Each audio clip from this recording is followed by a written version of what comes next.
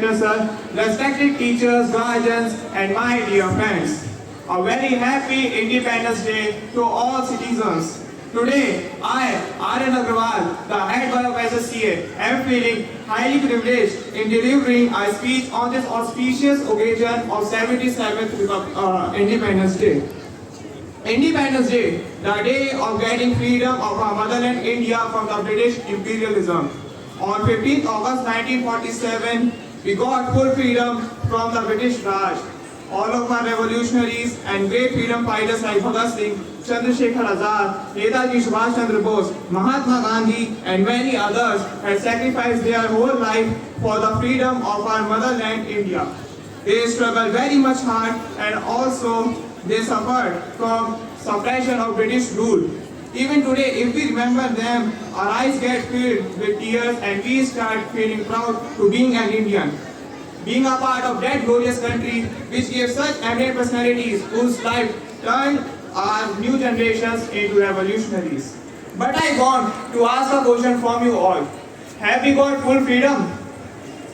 No, the answer is big no. No, we are not truly free today. Tangibly, we can say that our country is now a democratic country and an independent country now. But even today, our mentality is a slave of foreign countries. We are adopting so-called modern Western culture and forgetting our glorious, sacred and spiritual culture. Once we were known as teacher of whole world, but now we are making whole world our teacher. But since the last decade, it has been seen that again we are heading towards becoming a Vishwa Guru. And see how Western countries are adopting Indian culture. Their founders have now started following spirituality. They are touring our country for knowing our culture and taking lessons from our history and past times to make their lives more beautiful. After 1947, India has achieved so much success, like from an agrarian economy to one of the world's fastest growing major economies. India has now become the fifth largest economy in the world. India has also shown its development in space and technology sector by successfully launching Chandrayaan-3. India has also shown wonderful growth in defense sector by having the fourth strongest military force in the world. Along with this accomplishment, India has many achievements also. So Indians celebrating Independence Day, hearing patriotic songs and watching patriotic films does not mean that we are Deshbhakt.